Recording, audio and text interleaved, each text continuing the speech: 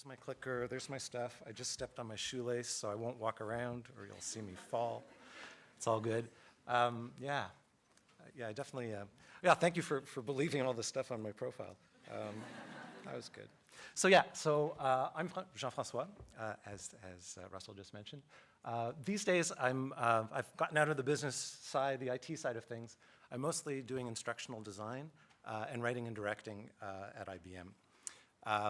That's a little self-portrait for the people in the back row, so if you see me later, you can recognize me. I work on a team of really wonderful designers, none of whom could make time to help me with my self-portrait. Some developers and some media folks, and together we support IBM Learning, which is a very big mission. IBM has about 400,000 employees, about 200,000 contractors, another 100,000 partners. So that's 700,000 people who need to learn stuff across the world in different languages. So pretty big mission there. And what I want to talk about today mostly is story design. Not most, well, story design and monkeys. But I want to talk a little bit about what a story is and just how you make a story engaging. So let's just brush on those subjects a little bit. And I guess the first question is, why are stories important? And I think it's because we're like these guys. I was lucky enough to spend some time with them and their troupe a few years ago. And the one thing you notice about monkeys is that they're focused on one thing. And what that thing is other monkeys. They spend their whole day thinking about other monkeys. They're grooming each other, noticing each other. The little ones are lunatics who are running around and chasing each other all over the place. And that makes a lot of sense because essentially that's what their brains evolved to do. Navigating monkey society is what that brain is for, that great big brain that they have. And when you think about that, what's that really about? It's about understanding personalities. It's about understanding motivations. And fundamentally, that's what stories are all about. So at its core, what's a story? It's a character with a goal and some obstacles. That's really the kind of the crux of it. And when you're with monkeys, you see a lot of stories play out, little stories. A few seconds after I took this picture, there was a mighty battle, an epic battle over that orange. There was a lot of screaming. It ended in victory for the little girl you see in the corner there.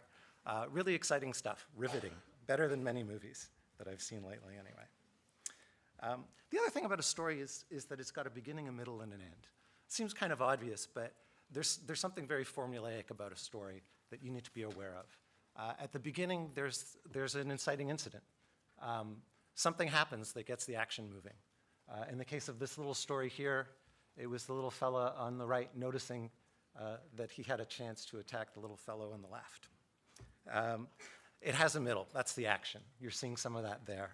And finally, it resolves. So we talked about a story being a character with a goal, and the resolution is one of two things. Either they get their goal, or they don't get their goal. It's that simple. Stories are simple. And stories have simple shapes, too. This picture here is from a master's thesis proposal by Kurt Vonnegut Jr. If you haven't read him, you should. And basically, his thesis was this, that stories have shapes. And there are only a few basic shapes. What he proposed to do was graph those shapes as his thesis. And just to understand that a little bit better, if you look at the one on the upper right, this is every rom-com you've ever seen. You know, it starts at the beginning. Someone's humming along, life is okay. They meet someone, it's wonderful. And so it soars up, their fortunes soar up. They have a great time, inevitably they mess up, they lose that wonderful person, they're really, really sad. And then at the end, they win the person back and they're happier than they've ever been, even in the middle part there. And that's like every single rom-com. They all look like this. Sadly for Kurt, his thesis was rejected because they thought it was a little bit silly. But he was vindicated last year when some researchers decided to pump a whole bunch of novels into sentiment analysis in a cognitive computer of some sort. And what they found when they'd run thousands of novels through this is 6 basic shapes. So Kurt was right. He doesn't know it, but he was right. If he smoked less, he would know it, but he smoked a lot. Don't smoke. That's the takeaway today. Actually, I can stop there. That's pretty much. But yeah, so Okay, so stories. We're surrounded by them. They're everywhere. It's not just the stuff on TV. It's not just novels. Couples are like story factories. It's not always a good thing. But all couples have stories. The day they met, the first time they kissed, the day they got married, their last freaking holiday that you're looking at pictures of again, the time their kid shoved bubble gum up their nose. They're like constantly generating stories. That's how they kind of define themselves. Religions are full of stories, parables, epic battles, that kind of stuff. It's riveting. And sports, when you think about it, are really just boiled down little stories, right? They're a bunch of people, they've got very clear goals, you know what they're trying to do, there are people getting in their way, and they either make it or they don't make it. It's kind of a story boiled down right there. So we're really drawn to stories, and our world is completely full of stories. We find them everywhere. You know, we even tell our lives in stories. You know, as we talk about ourselves, everything we say is a story when we meet people, when we go to a job interview. And I think it's because we think in stories. And so much so that when we first looked up at the stars and saw a bunch of little dots of light in the sky, we didn't see little dots of light. We saw gods and chariots and epic battles playing out. We saw stories that played over and over again through the cycle of the year. Because it's natural for us to do that. It's natural for us to think in terms of character and agency, because we're like monkeys, you know, we evolved for that. So there you go, that's a little bit about monkeys. And that's why stories are powerful, because really it's a fundamental structure in our brain. It's the way we store information and find information and construct our world. But stories are useless if they're not engaging. So, and what do I mean by engaging? I think for today's purposes, we'll keep it simple. I mean that your story is good enough that someone who's not stuck in a room, forced to listen to you, would actually stay to the end of your story, you know, if out of choice. So it's really a statement about your story is motivating enough for someone to get through it and to enjoy getting through it, hopefully. And that's one of the key metrics we look at in video, right? We just look at what percentage of videos the average person played. See, he laughed. Man, geez, that hurts. Okay, I'm just gonna close my eyes. Other people wanna go do that, but okay. All right, so that's what engagement is. And so how do you do that part? How do you make a story engaging? And I think fundamentally, the most important thing, first it has to be a story.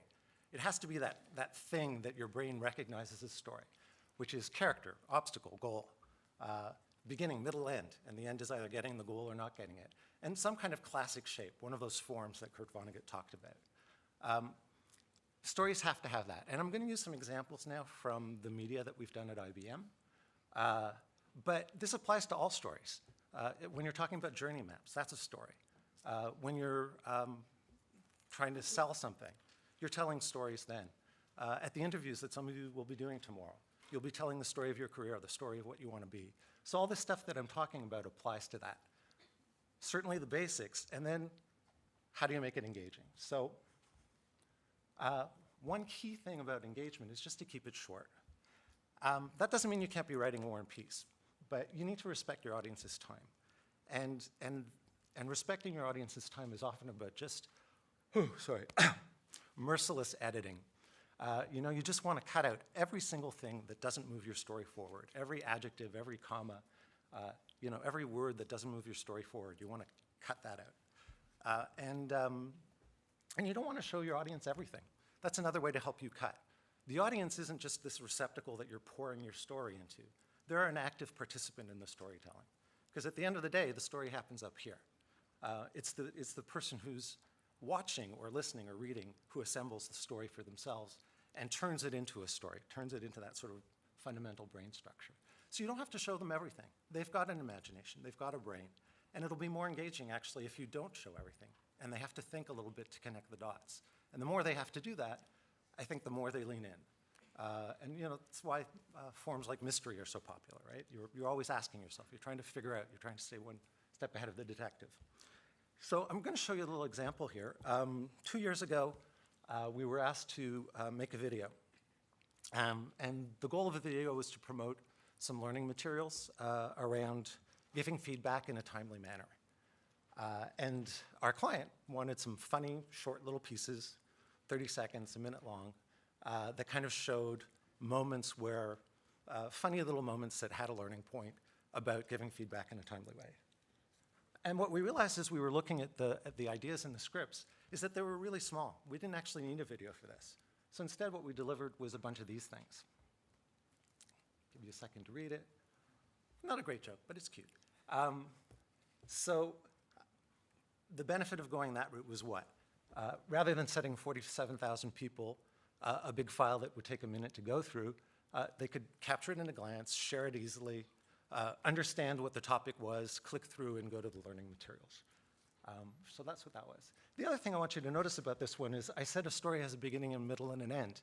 But this isn't a 3-frame cartoon. So where's the beginning? It's in your imagination.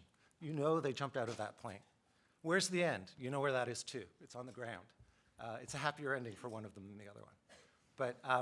But that's a full story with just one glance. Another thing about stories to keep them engaging is to keep them moving. You know, and it should feel short to watch. Whether it's a 3-hour-long movie or a 30-second-long piece, it just should feel like time slipped by. You know, from the beginning, as a viewer, you were motivated to get to the end. And a lot of that is just about keeping things moving. If you're writing dialogue, instead of one big dialogue block, break it up. Have the conversation bounce around the room. And you know, even if you're shooting something static like an interview, what you want to do is have some B-roll. You want to chop it up a little bit. Give people some pieces that they can assemble a fuller picture of that speaker with. So I'm going to show you another little example here. This was a promotional piece that we did, again for a new learning site. It was called Lisa. Out of the design meetings, what we had decided is we wanted to, the concept that emerged was this idea of a celebrity endorsement. The challenge was we had a week, we had no money, and we had no celebrities. So this is kind of what we did instead. Hopefully you can hear that. There's something new at IBM, and everyone is talking about it. Lisa! Lisa! Lisa! Lisa! Lisa! Okay, I'm listening. Let me get a pen. So what is LISA? I don't know.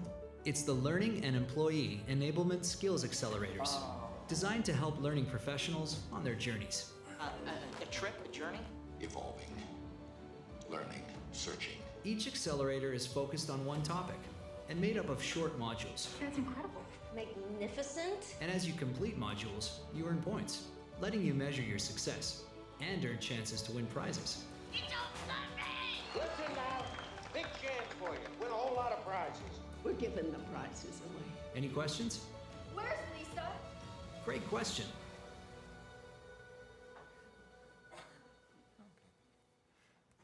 So just a couple of things to notice there as an audience member watching this. One is the whole time you're assembling our narrative together from this little collage, and at the same time there are references to things that you've probably seen before. So it's kind of pulling all that stuff in. So you're being very active as you watch that. There's a lot going on. And very few people press on play and in the middle go, and stop that particular video. The engagement rate for that one's about 100%. Anyone who starts it gets all the way to the end. Because at no point does it feel like it's slowing down. There's no point where you're bored and you want to turn it off. So that's the point I was making about keeping it moving. Another thing you want to do to keep things engaging is play with form. A guy named Arthur Koestler wrote a good book about creativity way back when. And fundamentally, you know, he defined creativity as bringing existing elements together in a new way. And that's really what you want to do. You want to use the forms that are out there, use the tropes that are out there, but mix them up in a new way that's fresh and that carries people along and makes people curious to see how you're going to resolve things. Couple of years ago, last year, the IBM CIO organization, that's the IT group within IBM. I think there are about 50,000 people. What they've been trying to do for the past couple of years is change their culture and adopt more agile practices. And they came to us to create some media to kind of support that transformation. And what we decided to do was we used a trope. We decided to do something like The Office and have a bunch of characters sort of demonstrating how these agile practices work with a little bit of humor, a little bit of fun, a little bit of whimsy. I'm going to show you here what was our series finale, or maybe our season finale if someone gives us more money this year. I'll just show you the beginning of that, and then we can talk a little bit more about, or I can talk, you don't get to talk. I only get to talk. But yeah, this is like my wife's nightmare. I'll show you a few minutes of that, and then I'll talk a little bit more about it.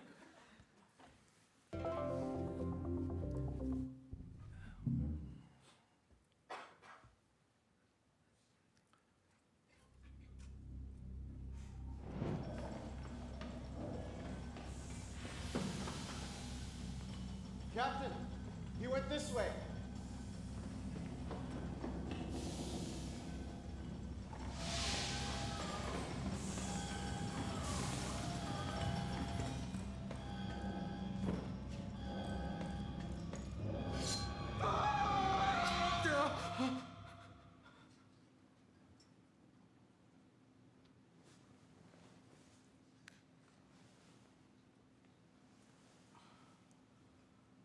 It's a bad dream.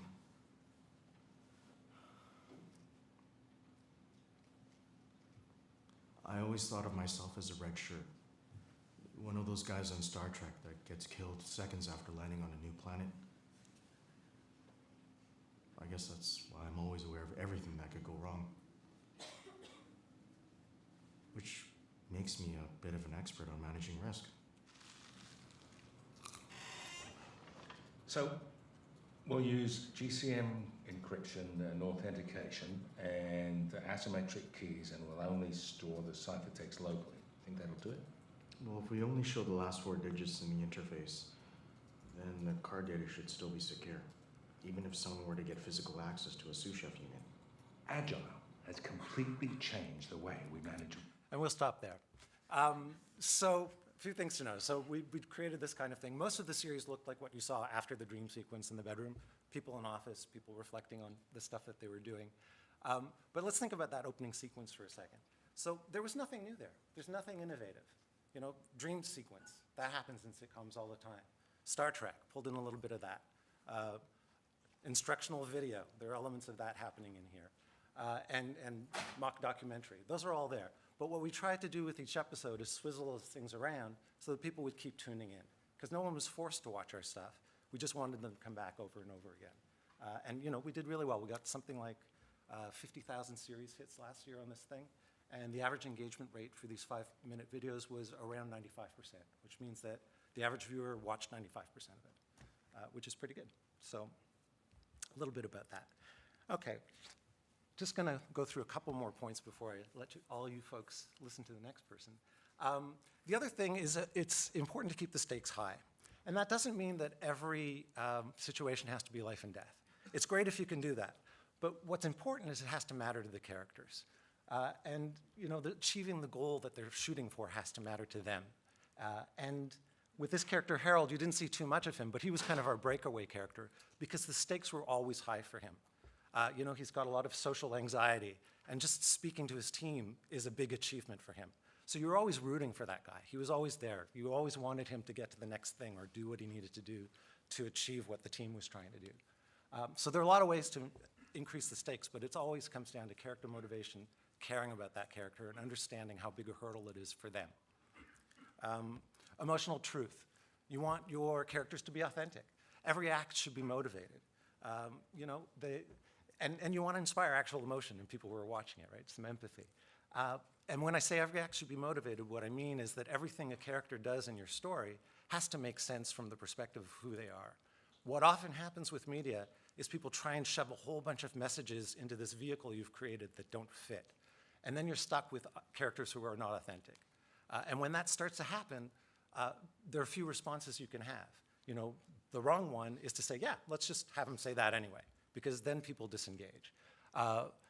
Other better options are find another vehicle to send that message out. Maybe it's another video, maybe it's another set of characters, maybe it's just text that accompanies the video. But understand that a story, by definition, only allows you to get certain messages out, and you need to design it around the original messages that you were asked to deliver. And the last little thing I want to talk about is craftsmanship. You know, quality matters. But that doesn't mean that, you know, you need budgets to do sci-fi, crazy sci-fi dream sequences with smoke machines. That's a lot of fun. But it doesn't mean you have to have that. You know, you can have quality with clip art. And, you know, I speak from experience there. When I was in Japan working in IT, doing some of the stuff that Russell was talking about.